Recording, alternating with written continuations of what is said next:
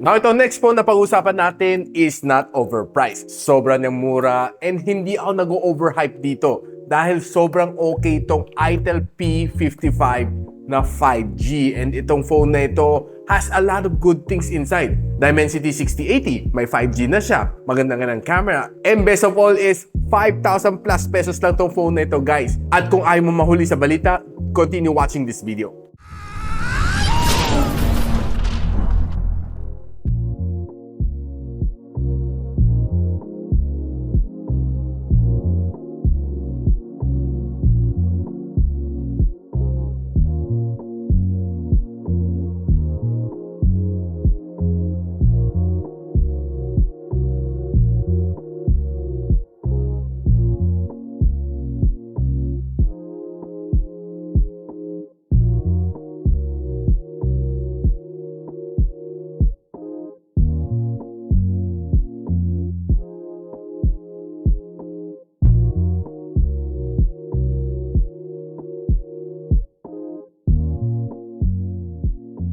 So guys, itong phone na ito comes in two colors. Meron siya mint green and galaxy blue. And I believe that itong color na green should be the better colorway among the two. So kita natin, the design is flat na flat ang kanyang likod and flat na flat din ang kanyang gilid. No? So making it look something like a iPhone na design. And double barrel siya. So in na in siya for this year. So best of all is nandiyan pa ka ng audio jack. So pwede ka pa rin makinig using your favorite headphones. And what's nice dito sa kanya is that on one side, dalawang nano SIM na 5G. And on the other side, it's a micro SD na expansion card. So, it can expand up to 2 terabytes. One thing na na-appreciate ko dito sa phone na ito is that magandang kanyang grip, no? I like the way yung texture niya sa likod. Hindi siya madulas, hindi rin siya magaspang. Katamtaman lang, and of course, best of all is matte finish siya. So, wala kang makitang fingerprint dito kahit wala kang ginagamit na protective case. So guys, price reveal muna tayo. Itong phone na ito with a 6 gigs of RAM plus 6 kung in-expand natin with 128 gigs of storage is priced at 5,999. And kung early bird ka, mabibili mo to sa 4,700 pesos only. And meron pa siyang freebie na kasamang dumating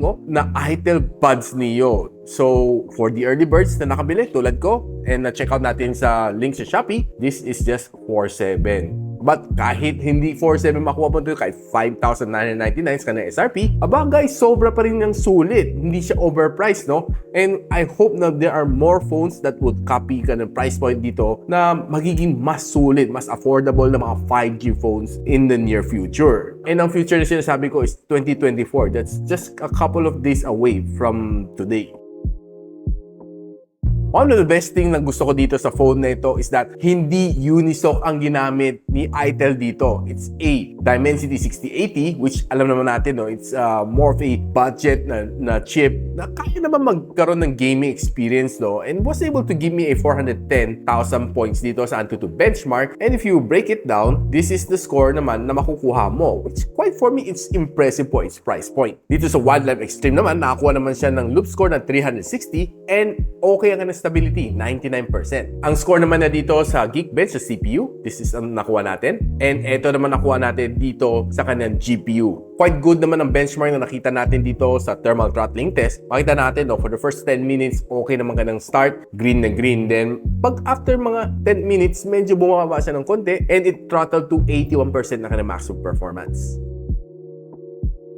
Now, the phone na ito has a very good battery life. It has a 5,000 mAh of battery and meron din siyang 80 watts na charging capability. Charging from 0 to 100 takes mga 2 hours or a little less than 2 hours to complete the charging cycle. And using this phone on a day-to-day basis, feeling ko kaya magtagal nito ng 2 days without charging. Basta normal lang usage mo, mga social media, and taking some photos, taking some phone calls, I think kaya naman. But if you're playing heavy games, hindi siguro tatagal to. And further natin patibayin ang claim natin na matagal ang battery nito, nakapagbigay siya sa akin ng 16 hours and 12 minutes na battery screen on time dito sa phone na ito using the battery stress test ng PC Mark. This is tested under 60 Hz of screen refresh rate and 50% brightness. So kung tinaas mo to sa 90 Hz, medyo mas mabilis maubos nga lang siya.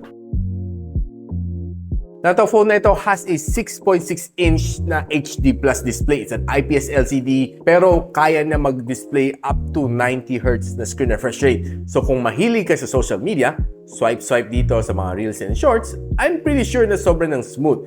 And expecting na normally mga phones at this price point, wala yan 90Hz screen refresh rate. But si Itel P55 5G, nilagyan na ng higher refresh rate para better mag-enjoy ka dito sa phone mo. And one surprising thing na nakita ko dito is that level 1 ang kanang Wi-Fi security level. So, wow! Pwede ka manood ng HD content dito sa phone na ito. And I did watch some videos dito over sa Netflix and sa YouTube. Okay na okay siya, Under the direct sunlight, medyo hirap siya kunti. Kasi I don't think na mataas ang brightness level nito. Maybe tansya ko na sa 500 based on my experience kasi wala nakita sa spec sheet. But okay na okay siya, Kasi yung display na is not so bad. I feel na hindi naman pangit ang IPS LCD na nilagay ni Itel dito. So my viewing experience is not so bad. Now, since itong phone na ito only has one loud firing speaker dito, gusto lang natin i-check kung kamusta naman ka ng sound experience dito. Let's try it.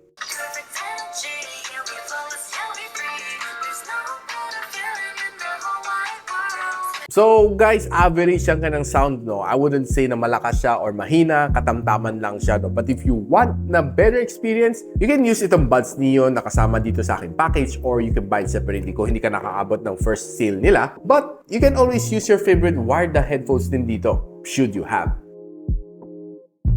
Now, pagdating naman sa gaming, I played 2 titles dito, si Call of Duty Mobile and si Farlight 84. Both of these games, kaya naman namang perform dito. And siguro, wag nyo lang siguro sagad-sagarin ang kanyang graphics, I think medyo i-lower down mo ng konti, might get you a better and smoother experience pagdating dito sa gaming. But overall, itong dalawang games na ito, nilaro natin sa VR matches and rank matches, okay naman, wala naging problema. Maybe siguro mas hirap lang siya ng konti, bahagya, pag medyo nagdatingan ng mga kalaban on the same battlefield, medyo mahirapan siya ng konti, mafe-feel mo konting lag. But overall, these 2 games is, for me, playable.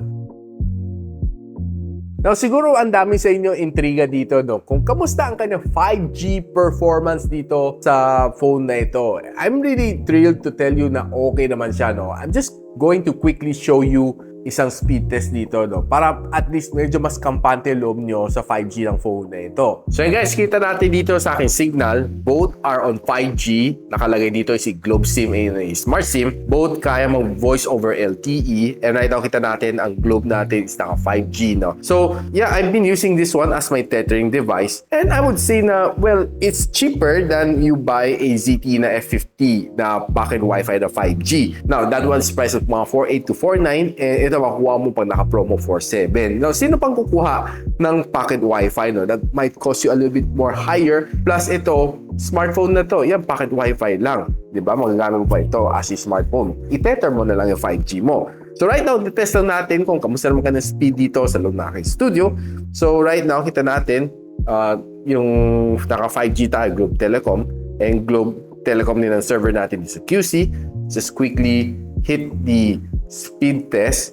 And tingnan natin kung kamusta naman kayo ng speed dito sa loob ng aking room, So, dito sa studio.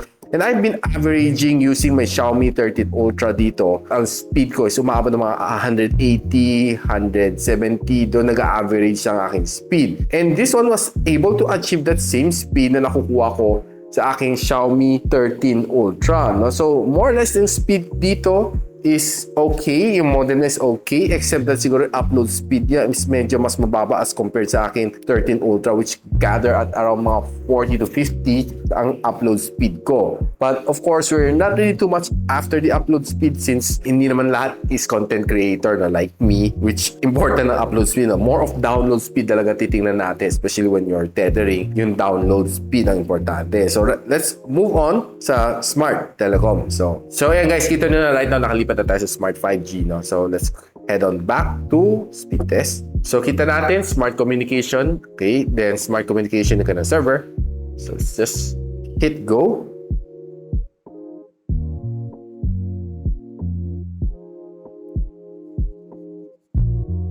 Okay, so it's getting me almost the same ang speed dito sa loob ng aking room, Umabot ako ng roughly mga 300 Mbps sa aking 13 Ultra. And more or less, yan din na nakukuha dito sa Itel P55 5G, which I'm proud to say na okay to pang tether. Except that yung kanyang upload speed is also lower than what I'm getting sa aking 13 Ultra, which is around 100, no? So, if you're a live streamer, I might say na medyo mas hirap lang siya konti pagdating sa upload speed. And this has been consistent, no? Pinakita ko lang sa inyo right now is live para makita nyo lang yung speed, no? But it was yung download speed is almost at par sa aking Xiaomi 13 Ultra, which is a premium phone that costs you at around mga 60,000 pesos. But yung speed nito is almost the same ng nakukuha niya pagdating sa download speed, which for me, kudos kay Itel P55 for giving me such a nice speed dito for tethering.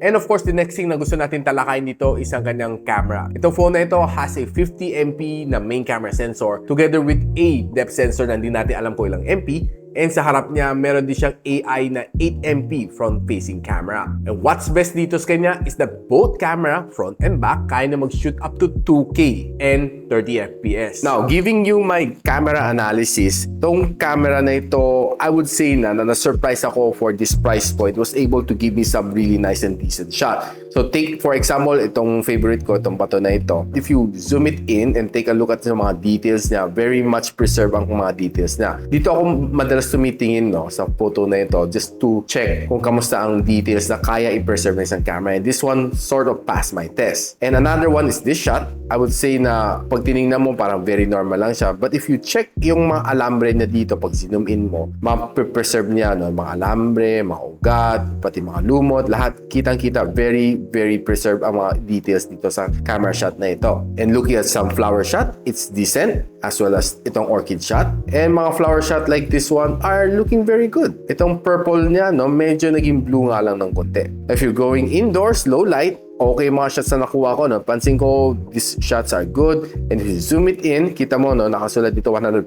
no concentrate, zero added sugar, zero artificial. Buong buo pa yung words. Now, if you look at this one, makita mo yung logo dito ni Starbucks. Very much preserved ang kanya details. Still very rich ang details niya. And if you look at some of these beans, pag sinum in mo, aba, okay pa rin. A little bit yung may kunting noise, but overall, the picture is still very much usable. Now, taking a look at this one, bokeh shot, it's okay. But if you zoom it in, medyo hindi na ganun ka-sharp ang photo na ito. But overall, the photo is still good kung hindi mo lang sinum. And looking at this Christmas tree shot, okay ang mga design. Pag zoom in mo, kita-kita mo pa rin details, no, yung sa puno, which is good. Except na medyo overexposed ang konti dito sa Christmas ball na ito. And to my surprise, ang kanyang front-facing camera is also good. Looking really nice and sharp ang mga photos dito. And I was surprised, didn't expect this one. But yeah, ang ganda ng kuha ko dito, no, mga photos ko using the front-facing camera.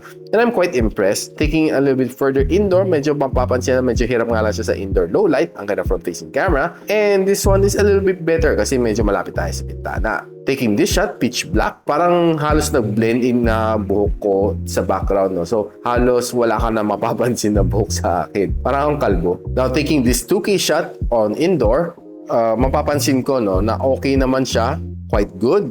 Except that medyo pag dumidilim siya, medyo dumidilim din ang picture natin. So this one is also a 2K video using the rear camera. Okay siya, but I would say na yung quality is not bad, but a little bit shaky. You might need the help ng gimbal just to make it a little bit more smoother para mas hindi nakakahilo panoorin.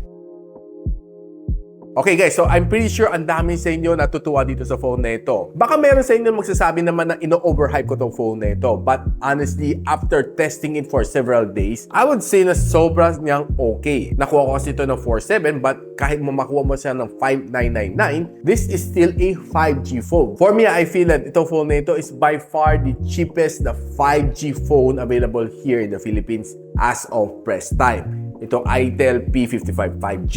And I'm also impressed din sa kanyang camera dahil ang camera is not so bad. I mean, having a price point like that and camera can perform like that, yung mga pinakita ko sa inyo, it's really definitely okay na okay for me. Now, would I recommend itong phone na ito, si Itel P55 5G? Of course, definitely. For me, this year, itong phone na ito might be one of the most sulit na phone na pwede na mabilin na may 5G capability plus decent camera for 2023. And kung swerte kayo makuha nito sa sale at 4.7, o ba, mas sulit pa lalo. So guys, kung natuwa kayo dito sa video nito, meron kayo natutunan, don't forget to share this to your friends. And of course, a sub to this channel would definitely be awesome. I'll see you on the next one. And so, ako para si Richmond, and you're watching Gadget Sidekick. What's up? Like and subscribe to my channel. Don't forget to hit that notification bell. For one of my latest uploads, click the dito. And for one of my popular uploads, click here.